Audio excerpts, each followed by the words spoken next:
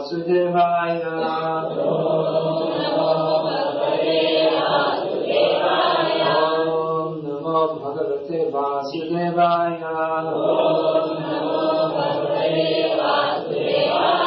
Om Namo Bhagavate Vasudevaya.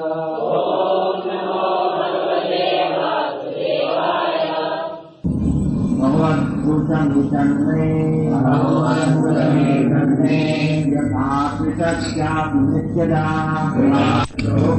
there is still insufficient population for our communities. There is no other fortunate exposure but blessing. We don't respect the judgment yet. Jaivam, Jahave, Shukram, Shukram. There is still Rupam, Bhutri, Jayam, Shukri. So she wanted to such a global conversation that was observing the two times. Vikasa. Then topics about Vikasa. The original creation, or the manifestation of the material energy from the Supreme Lord, and the subsequent creation that is called Visarga, that is going on under the direction of Lord Brahma. So that is being described here. There are many theories about the origin of the universe and the living entities therein. Some theories say that there is no origin, that it's simply ever existing. There are many different theories, both theistic and atheistic. But here in Srimad Bhagavatam, we have knowledge which is coming from the Creator. Srimad Bhagavatam is non-different from Krishna, is the literary form of the Supreme Personality of Godhead. And it was given by Vyasa, who is the incarnation of God, for giving knowledge about God. So this is the best source of information about the creation. Just like if you want to know how this watch was made, the best person to find out from is the maker. Other people may have various theories, that someone was cooking soup once and all of a sudden a watch came out of it. Don't say it didn't happen. It's possible. If you cook soup long enough, then definitely if you cook soup for 10 million years, there's a very good chance a Casio watch will come out of it. Right? Makes sense, doesn't it? Doesn't it make sense? No, it doesn't make sense at all. But anyway, this is what we're taught in school, more or less. That there was a primordial soup. And no one was cooking it. It was just cooking by itself. That's another thing. If you come in and you find the soup is cooking, say, who's cooking this soup? No, just there, that's all. Just soup, that's all. It's just cooking by itself. And watch out, because any moment, a Casio watch may jump out of it. Oh, well, that's good. Well, I won't have to buy one then. We can ask these scientists who give these theories to cook up some soup, put a few chickens in and a few different things, and make themselves a watch and a car. Scientist is complaining, "Oh, my car broke down, I couldn't come to work." Well, never mind, we'll just cook up some soup here, and very good chance a new car will jump out of it. You won't have to buy a new one. So these are their theories. Now, when we hear the descriptions in Srimad Bhagavatam, I'm going to quote the Brahma Samhita verse, but Brahma Samhita is 29 prayers by Lord Brahma. This summarizes the topics of Srimad Bhagavatam. So, Yasyaika Nishvasita Kala Mathavalambya Jivanti Loma Valajaja Gadandana Thaha Vishnur Mahansa Eha Yasya Kala Vishesha Govindamadi Purusham Tamaham Vajami.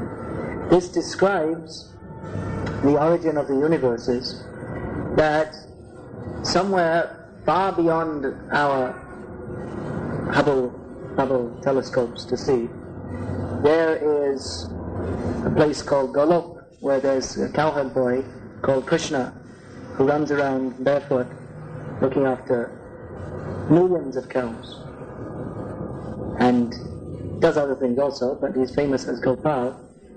There's an expansion from his body called Mahavishnu, who is so large that the universe has come from his body in seed form. And when he breathes out, the universe has come from the little hole in the hairs of his body. And when he breathes in again, they come in again. So his whole breathing period is the time of existence of the universes. So, doesn't sound very possible either. If we say there's a soup bubbling away without anyone cooking it, out of which everything came. Well, there are different theories. Everything came from nothing. That's another funny one. Or everything is simply existing without any origin. There are various theories. But then if we take it as a theory that there's a cowherd boy who has some tremendous potency to create universes, it also sounds not very likely from what we have seen and heard within our experience. However, taken from the scientific point of view, if we postulate that there is a creator behind everything, we'll find that all the unsolved mysteries of science regarding the creation and the workings of the universe, they all fit very nicely into this hypothesis, that everything is set up by an intelligent, all-powerful, supremely intelligent and powerful being. So everything fits very nicely into that. Then if we were to ask what is the nature of that being, well, such a person would have to have unlimited potency, which would be inconceivable to us because we are extremely limited. So we can't imagine what it means to have unlimited potency. So that such a person would necessarily be inconceivable. So that he is a cowherd boy, that we can't deduce that why God should be a cowherd boy. But we can find out from the Shastra, which tells us, because the Shastra is that which is given by He who made the universe, which is actually a much more, even if you take it as a theory, it's much more plausible theory than these various big bangs and little bangs and in-between bangs and one bang after another. It doesn't fit with any theory of creation. No explosion ever made a creation. You see, if someone blows up a building, will be arrested as a terrorist. He said, well, I wanted to improve the interior design. See, so I thought I'd just blow it up. But you're right. Someone is going on board a plane and he's found with a bomb in his baggage. So, well, I have a theory that if we just make a little explosion, that it'll go faster. It'll make the plane, you see, with an explosion, with all that energy, it should go faster. So I'm just going to make it's a scientific experiment, you see. We're going to blow up the plane here, and probably it'll arrive, well, you'll arrive on the ground faster. Maybe maybe your body will be scattered here and there in various pieces. So explosions, from the scientific point of view, as far as we've ever studied, explosions generally cause destruction and damage and not order, chaos. So we can say it's a very special theory. We have the special theory of relativity, so we have it's a very special theory that there was an explosion from which order came out of, and not only order, but so ordered that even the most simple cell in any organism is far more complex than this watch, which when they first made, these were very expensive when they first made these watches, and it was considered a tremendous breakthrough in technology to make a watch like this. But they didn't even have them that small, not this, it was like this thick, the first ones, first commercially manufactured ones. So it took many technologists, many years of research to make this, using all their intelligence, and they weren't blowing up pieces of plastic and steel. They were trying to put it together in a very fine and ordered way, which they eventually did, and they made this. So to say that out of explosions and chaos And without any direction, the whole cosmos with its, especially the organic entities within it, that they have come into being by chance, it's not at all scientific. How many years you have to study to get your MBBS? 7 years or something? 6 years you have to study, and then you're a beginner in understanding how the body works. And if you specialize in any area, then you could spend a whole lifetime specializing. If you want to study, even though one brain surgeon I was speaking to, he was telling me that actually we don't know how the brain works. We say it works like this, that there are impulses go from one brain cell to another, but we don't actually know. We don't have any proof of it. It's just a theory. We don't actually know how the brain works at all. So it's so complex. You see, you have to have a big brain to be a neurosurgeon. To cut other people's brains up, you have to have a pretty good one yourself. So very good brains have been studying brains for many years, and they don't know how they work. And we're saying it's so. The point is that it's so complex, and then they're saying that it has come into being by chance. It seems that the people who made up this theory, they need to see a neurosurgeon, have their brain reordered. They may be very intelligent, but they're apparently intelligent. I mean, Darwin was apparently an intelligent person. Freud was apparently intelligent, but it's misused and misdirected intelligence because their theories are so bizarre and foolish that even a child cannot. It's when you become grown up and then you get your brain filled with garbage from the educational system. It's only then that you can accept such theories. It's only when you've been screwed up by the school system for several years that you can even begin to accept such ridiculous theories. Otherwise, a child would.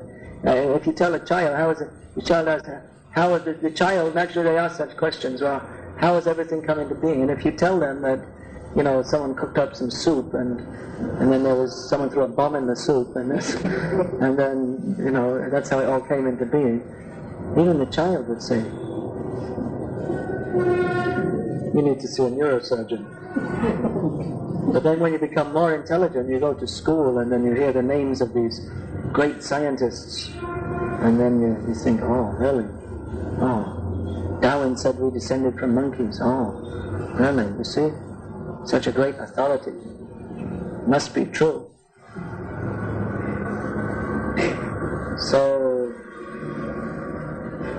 modern education means how to become more foolish, and even more foolish than simply being foolish is that you become proud of being such a big fool. The symptom of a fool is that he's proud, like a donkey. He's proud. I am a donkey. You see, there's absolutely nothing to be proud about. You see, in human society, if you want to insult someone, you say you're a donkey. But the donkey is thinking, I'm a donkey.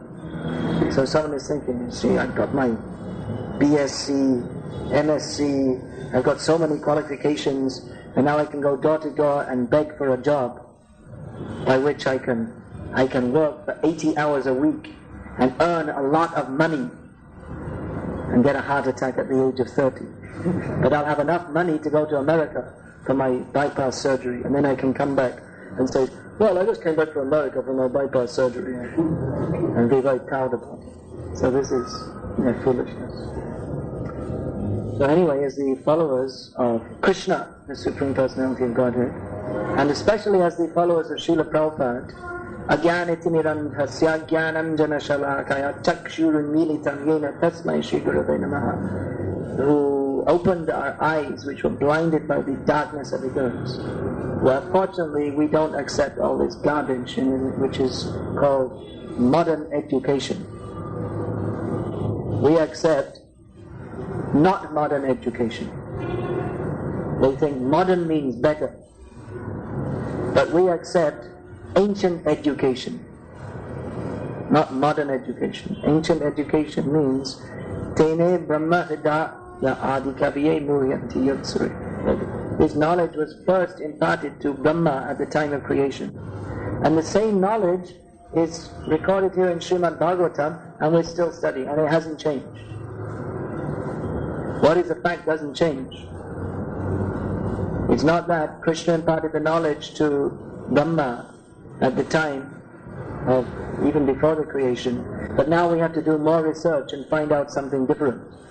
That's an old theory, that Krishna imparted knowledge to Brahma, and then Brahma made the creation. That's an old theory. We need a new one. We need to be modern. You see, just like in the modern age, they have this idea, you always have to have a new style of fashion. They're fashion designers. And I find so many men, actually usually Brahmins, they very proudly tell me, my daughter is a fashion designer, as if it's something to be proud of. But there's no need. Why do you need to change fashion every day? It's just you wear a dhoti or a sari, and that's all. You don't need to change the design. You just waste your energy thinking of new ways to dress up a bag of bones. It's already there. You should use your energy for understanding why you got this bag of bones in the first place, and why you don't get another bag of bones in future, instead of having to decorate it in various ways. This modern idea that we should always change, do something different, be an individual, show yourself what you can do, get a prize for innovation. It's all nonsense. What is a fact is a fact. It doesn't change. 2 + 2 = 4. There's no need of a modern theory. Now we discovered. We've made some new advanced research and we discovered 2 + 2 = 5. It's wrong. It may be advanced foolishness. That is their advanced foolishness. That they want to make more and more theories. They have so many different ideas, but the scientists have so many different ideas, but they're always averse to the idea that there is a God in control. Why is that? It's not scientific. If we accept it as a hypothesis that there is a supremely intelligent and powerful person by whom everything is created and maintained and ultimately destroyed, by who has set up the laws of nature. They're so busy studying the laws of nature, but they don't think, how have they come into being?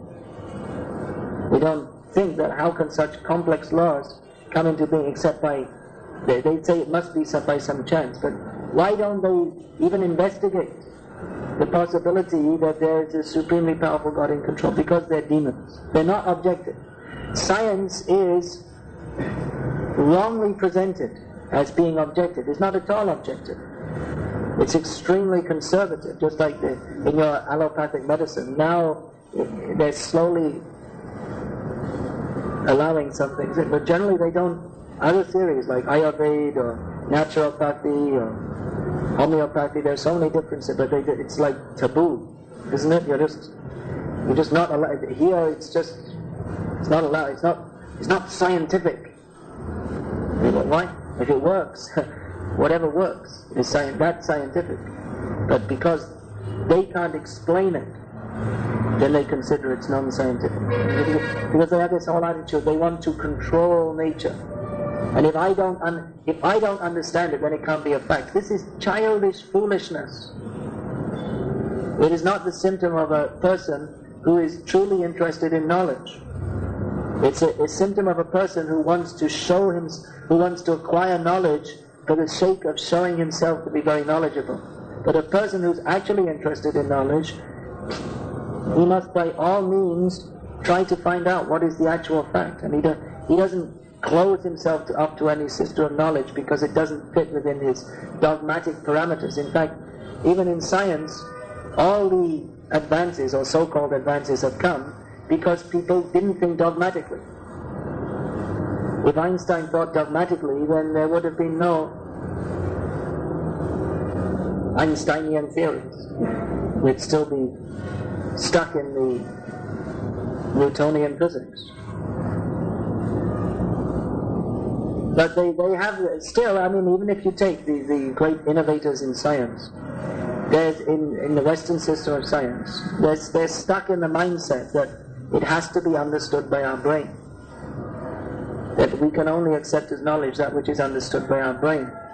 But axiomatically we should accept it. The beginning of understanding really advanced knowledge is to understand the limits of our ability of our brain to find out and to understand. There's this a priori assumption that everything must be understandable by our brains. Why? Why should we presume that everything is understandable by our tiny brains? Rather, it would be more intelligence to assume that there is so much knowledge which is not understandable by us because we're such tiny living beings. Our senses are extremely limited, our intelligence is limited. Although it's said that man is a rational animal, we see that most people act in most irrational way most of the time. Most people spend their whole lives chasing after foolish goals. Then also, even we have limited intelligence, lack of rationality, imperfect and limited senses, and again, our sphere of perspection is extremely limited. We're tiny little beings on a tiny little planet in a cosmos so vast we don't know what are its limits. And yet we have this a priori assumption that knowledge is something that we can have knowledge of everything, and we should only accept as knowledge that which we can understand. So the very initial assumption of getting knowledge by the ascending process, which is the atheistic or modern system or scientific system, or even any system of not only science but any system of knowledge which comes from the Western world. Philosophy also, which we have so many philosophical theories which are always changing. And even those who apply their intelligence to understand the Vedic system. There are different, what are called Vedic schools of philosophy, Sankhya, Yoga, all these different systems. But they're applying their intelligence, although they superficially accept the Vedic knowledge, but they do so in a manner of trying to understand through their own intelligence. So actually the only proper system of knowledge is that which accepts the limits, the tremendous limits.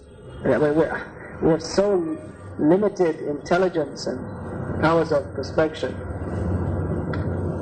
We're so much limited. So the only proper system of knowledge is the Bhagavad system, that we accept our limitations and take knowledge from the proper source. So here it's described how the creation is going on. Now there's no way for us to experiment to find out.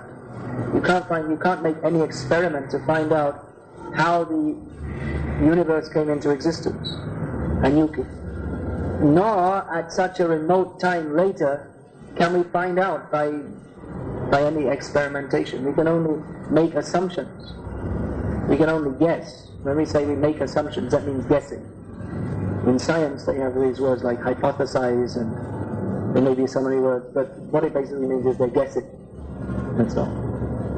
They have big long words. What was that word you were using the other day you're saying some word and you're using it, so what does that mean? Peristalsis. Yes, what does that mean? To move. Oh, okay. So they have peristalsis, means to move. But in medicine you can't say a word that other people can understand. So you have to have this word that when the doctor comes in, well, it seems your peristaltic system isn't, what does that mean? You can't pass stool. Got constipation. Of course there may be other kinds of movements, not only stool. But like this, they're big words, but basically they don't really know what they're talking about. I mean, they know some things, but the really important questions: why is everything existence? Where has it come from? Actually, they don't even know the proper questions to ask. They always ask. Once Prabhupada met with some philosophers in South America, some so-called philosophers, and they asked the question to Prabhupada. They said that, well, the real question is, they said, why is anything in existence at all? Prabhupada said, that's the wrong question. You asked the wrong question. That's not the proper question is, where has everything come from? So they don't. The proper question is, where has everything come from? And then you can begin. Then other questions can come later. So really, it's a very bewildered society. Very bewildered society. And when we read Prabhupada's books, we can see how Prabhupada, with clear vision, transcendental knowledge, he's able to see through all this big fog of so-called knowledge, which is actually ignorance, and give the actual fact that light comes from life book that just cuts through all the hodgepodge and exposes the cheating going on in the name of science and gives the actual facts. That book was revolutionary at the time because, still in India people are in this big science. Science. It's so wonderful. I think it's beginning to fade out a bit now as people are, especially people who are born in well-to-do families and are brought up with the best education and the best everything.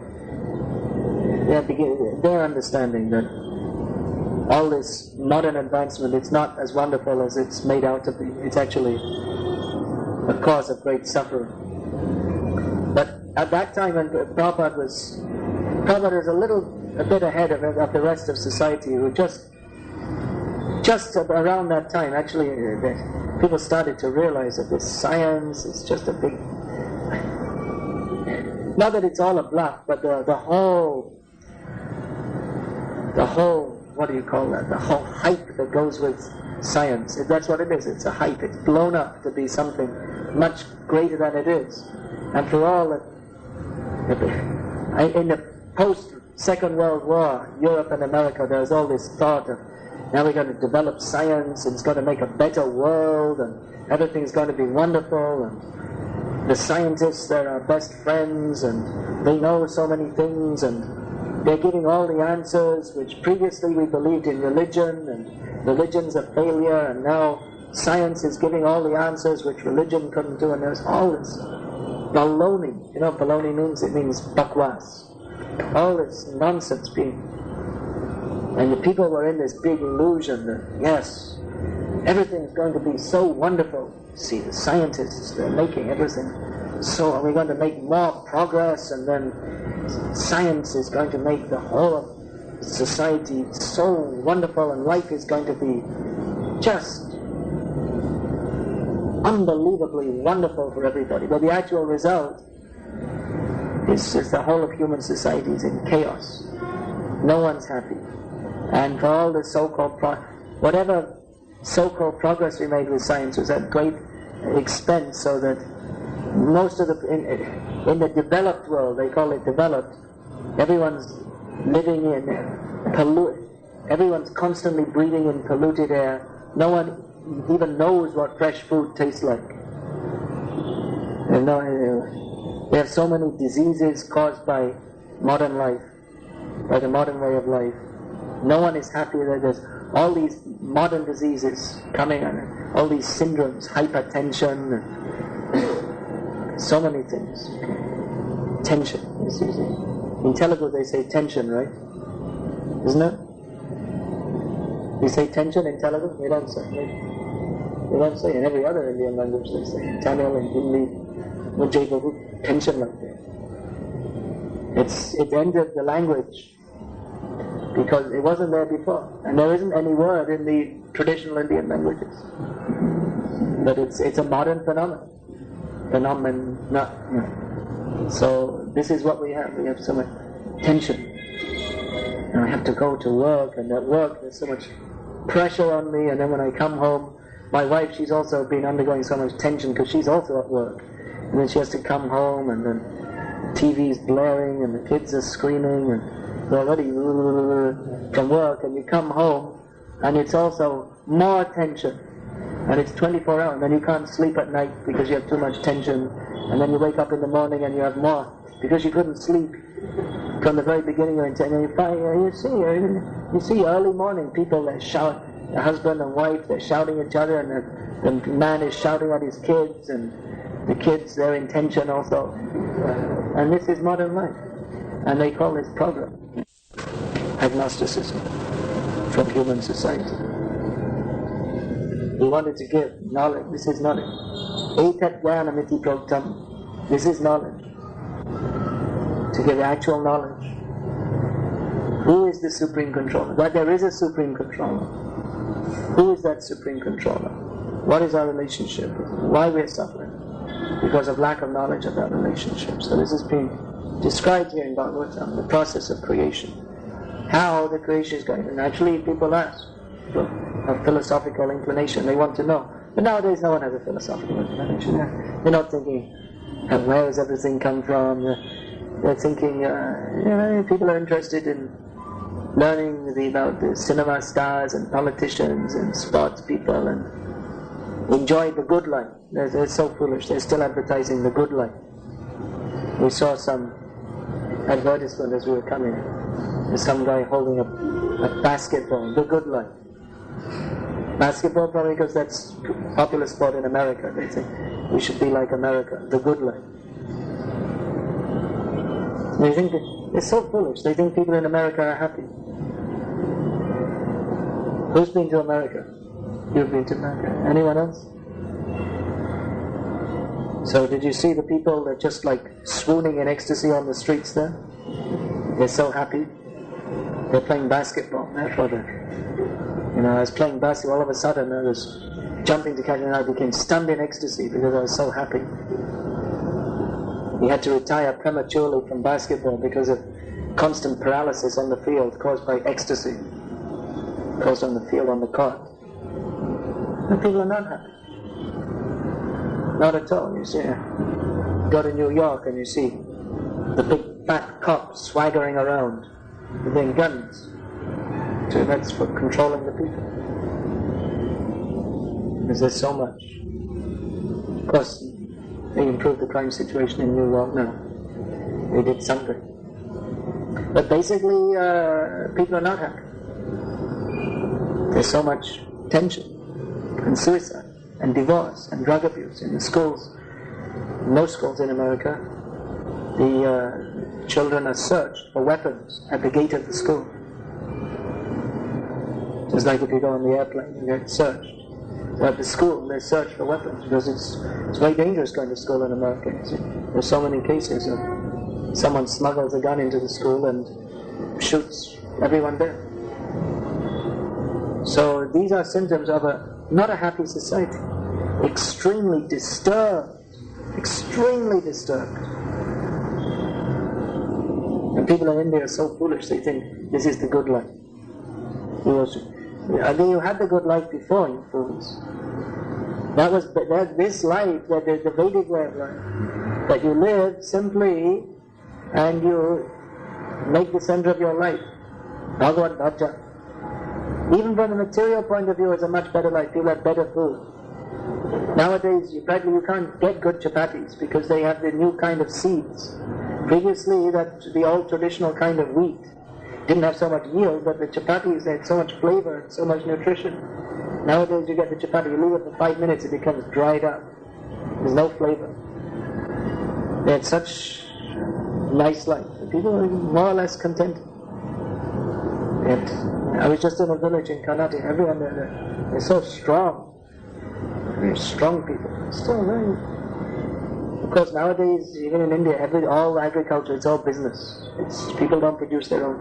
They grow in cash crops, and then they go to the city, 20 kilometers away, and buy vegetables.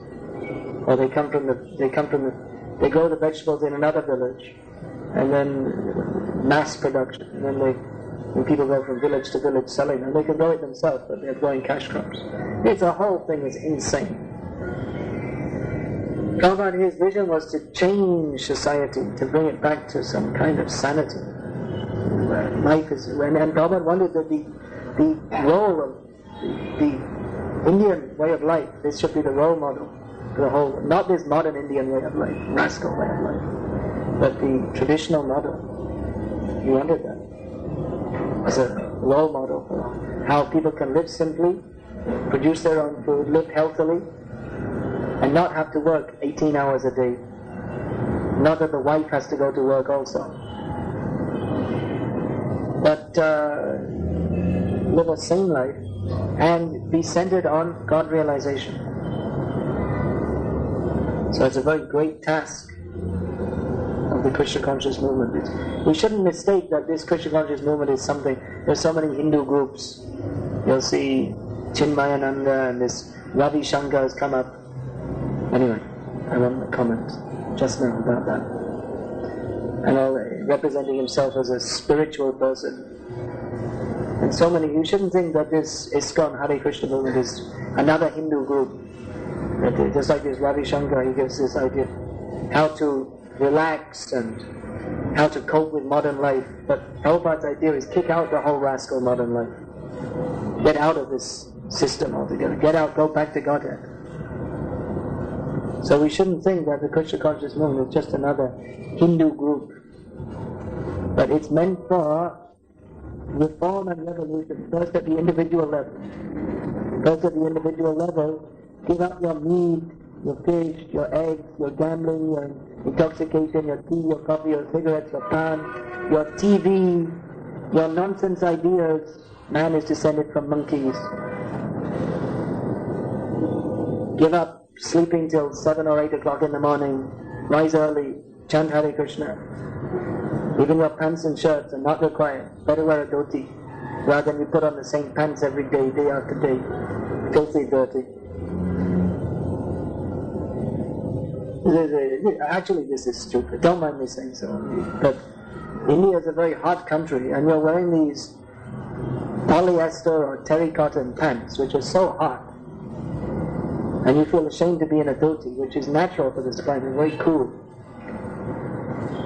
It's insane. So our movement is meant for giving sanity. So sanity means rise early in the morning, chant Hare Krishna, put on tilak, wear dhoti or sari or whatever, not this modern fashions and so many different things, and make the goal of life to understand Krishna. This is sanity. And this modern way of life, work like an ass, double ass, you're more foolish than the ass, because the ass anyway is an ass, but you're a human being, you're supposed to be more intelligent. And that you're not, you're imitating the ass, means you're actually more foolish than an ass. So, Krishna conscious movement is meant to make people, first of all, sane, and then make them into human beings, by giving a human way of life, instead of eating meat and blood, and people eat lobsters and sausages. I saw recently in Madras, they're advertising sausages. You know what sausages is? They get some old rotten meat and they stick it inside the skin, which is actually the intestines of different animals. So, Hare Krishna. You're eating pig's intestines. This will all come in India in due course of time, because you have to be like the Westerners. So Krishna conscious movement is meant for giving intelligence, human way of life, and most elevated way of life. We think we want to be sophisticated. Sophisticated means the Vedic way of life, which means, for instance, not having an attached bathroom. You go in the field and you pass through and wash your backside with water and take a bath. Whereas modern way of life, you go to the attached bathroom, press the flush, which doesn't work, and then you leave it a stinking stool there and come out and you wipe your backside with some paper, because you have to be westernized, and smear the stool all over your backside, and then pull your pants up, which you've been wearing for the last 2 weeks, and then you go out, and you might just wash your hands if there's any water to wash it with, because you're modern. So Krishna conscious movement is meant for giving a brain. Back in 1976 or 7, there was a big court case against ISKCON in New York, that the Hare Krishna devotees are brainwashing Sometimes they say that here in India also, when the young men start to chant Hare Krishna, the parents protest, "You are brainwashing my son." So Prabhupada, when he heard this, he said, "We are not brainwashing, we are brain giving. You don't have any brain." He said, but if you want to say brainwashing, that's also true. Because your brain is full of stool, it requires to be cleaned. So that's the fact. Prabhupada wasn't in any illusion about this modern society, so it's just fantastically nonsensical. That the people are so proud of their advanced knowledge that we descended from monkeys. And they're advertising this is the pinnacle of science, you see. Now we have discovered that there was a big explosion, and then some cells formed out of that, and then the cells formed themselves. Wait a minute, they're not then it cells, and then they all came together, and then there was a fish, and then the fish got washed on the shore, and then when it got washed on the shore, some legs grew by chance. Some fish that got washed on the shore were mating, and one of them, which somehow survived on the land, gave birth to a mutant fish which had legs, and then it mated with another mutant fish which had legs, and then that started the species of lizards, and so on and so on. I mean, just ridiculous. The whole thing is just bizarre, their theories. So this Bhagavad-gita is meant for giving knowledge. You see that they're advertising here in their Bhagavad-gita or Gita Jnana Yajna, but they're just doing kata, they're telling it as some story. They're telling it, and you'll find many times the person who's telling the Bhagavad-gita, he doesn't actually have faith in all these things. It's his job, you know. My father, he was a kataka, so he taught me, and you know, you all give a kata, and then you play the harmonium a little bit, and sing a few songs, and cry a little bit, and then people come up and they all give you 100 rupees, and you know, this way you run on the family. You don't have faith. For them it's a business. But for Prabhupada, it wasn't just, he was some kind of show, but he was seeing this is knowledge. The Srimad Bhagavatam is meant for giving knowledge of our existential position. What's going on in this universe? Why are we here? Why are we suffering? It's not just meant for some kind of sentimental gathering of old ladies. Bhagavad is meant for giving knowledge Bhagavad is meant for giving knowledge to the most intelligent people in human society who want to understand what is philosophical truth. This is what Bhagavad is meant for. But they think, oh, we're very religious. We're having a Bhagavad Gita. But the real knowledge of Bhagavad needs to be spoken among these so-called intellectuals. They can understand the so-called intellectuals who are misleading society with their wrong ideas. With all these so-called intellectuals, they're all in the pay of these big companies who they like to promote adharmic theories because they like to promote atheism, because if people are interested in God, then they won't buy their stupid machines that people you don't actually need.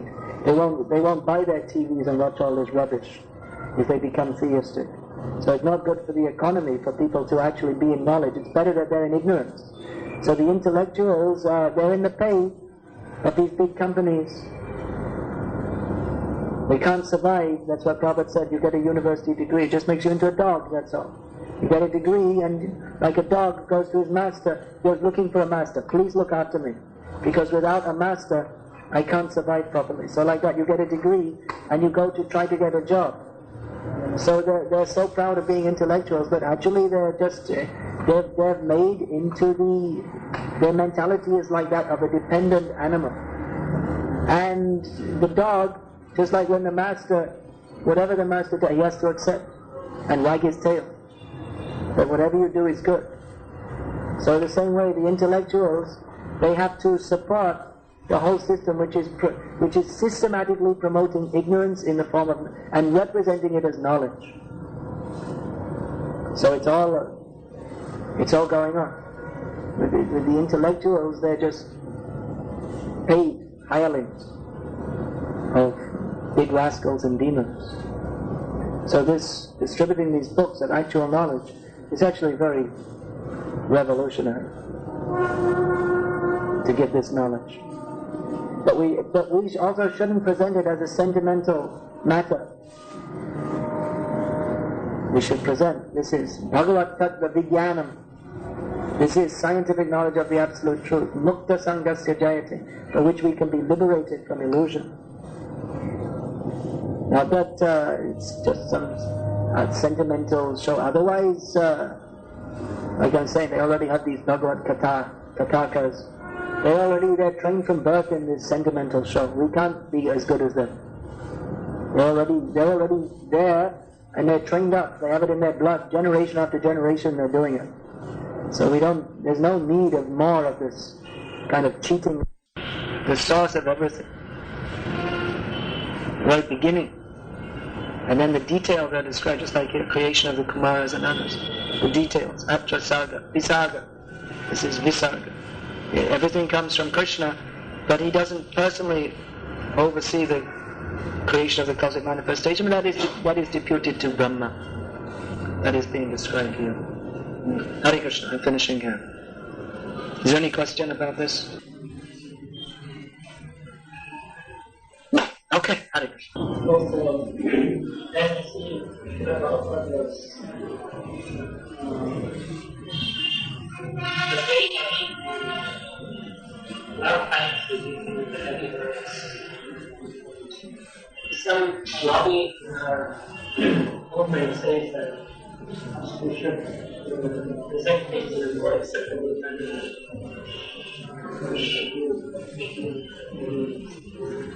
Yeah, some people in our movement say that we shouldn't speak as strongly as Prabhupada did. Yes, I'm aware of this. A few years ago I published a book called My Memories of Srila Prabhupada, in which there was a long essay called On Speaking Strongly in Prabhupada's Service. Because I was fed up of people telling me I shouldn't. Prabhupada always said, speak as I am speaking, and I was fed up of people telling me that I shouldn't speak as Prabhupada was speaking. So I wrote an essay with more than 100 quotes, mostly from Prabhupada, also from Bhakti Siddhanta Saraswati Thakur and Gaur Kishore Das Babaji, why we should and must speak strongly. And those who don't want, well, let them do what they like and say what they like. But my duty as a disciple of Srila Prabhupada is to follow his instruction, as he has given it, not how someone else interprets it. Or even if you say that, well, I think Prabhupada said like this, well, I'm also Prabhupada's disciple, and I think he said like this, and here's my evidence, more than 100 quotes. So, you do what you like. If you think that we should be fair to everyone, then you be fair to me also. And if you think we should respect everyone's opinion, then you respect my opinion, and my opinion is your opinion is rubbish. So you should respect that. What to do? What to do? There are so many compromises. We should say everything in an acceptable way that everyone will like it. It will never be that everyone will like it. If you say that, well, we should just speak very softly and everyone will like it, I won't like it. I'm also a person. I don't like your sentimental approach. Why don't you speak to satisfy me? So, when we hear Srila Prabhupada lecture to read his books, this is referring mostly to facts. Like, it's very difficult. You don't really see people hearing Prabhupada lecture. But there is a kind of thing. A lot of speakers are like presenting. Of course, this is what very minor aspects of Krishna consciousness. But like there is a more of an emotional being and like.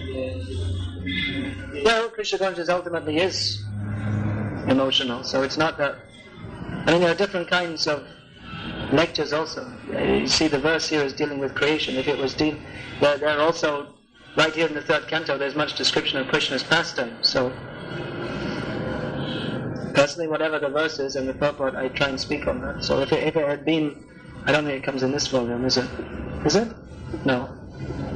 Where there's description of Krishna's pastimes in Vrindavan and outside. If it had been that, then most likely I would have spoken something about that. So it's all there.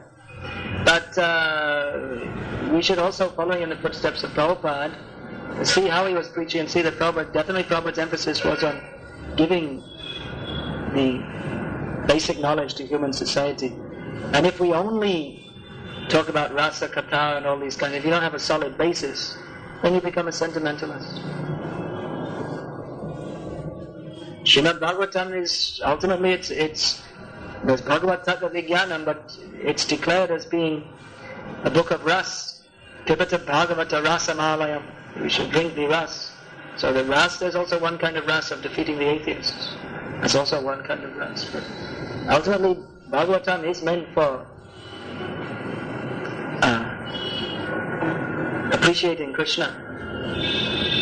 So it's not that's not part of it. That is the essence of Krishna consciousness. But then even beyond that, there's the essence of Krishna consciousness is satisfying Krishna, not just that I will enjoy hearing about Krishna. So satisfying Krishna means in the modern age, Krishna's told us, he's come as Chaitanya Mahaprabhu and come and said, Jare Vyako Tare Kaha Krishna Upadesh. So although in Vrindavan, the Madhurya Bhav is the highest, but beyond Vrindavan there's Navadip and Audarya Bhav, the mood of liberality and compassion in giving Krishna consciousness to others. So for that, preaching is required. And preaching means we have to, it's not just a matter of attracting people sentimentally, but if we're actually going to change society, we have to change the whole, what's that word? There's a word in German, Weltanschauung, the whole way of thinking, the whole philosophical outlook, which is at the present time based on the atheistic outlook of asatyam apratishtamte jagadahura nishvaram. There's no God in control, there's no ultimate basis, there's no ultimate truth. So Prabhupada's vision was very great, very broad. But definitely in ISKCON today there is more influence of this idea that we should we should concentrate on going to the higher. I see all these books, the pinnacle of devotion, and what about some basic sadhana? It's all right to know about them. You see all these people reading books like the pinnacle of devotion, but what about getting up in the morning and chanting around, doing some... Prabhupada is very practical. He's saying, do service. Do some service to the Sankirtan mission. So you can't just get a barge pole and force your way into Golok Vrindavan. You can go when you're allowed to. You have to do service, become purified. Do some service to the Sankirtan mission. Prabhupada is very practical on this. Don't artificially think you're a gopi. Me gopi, Vrindavan Parikrama scenes, shouting out. It's all nonsense, actually.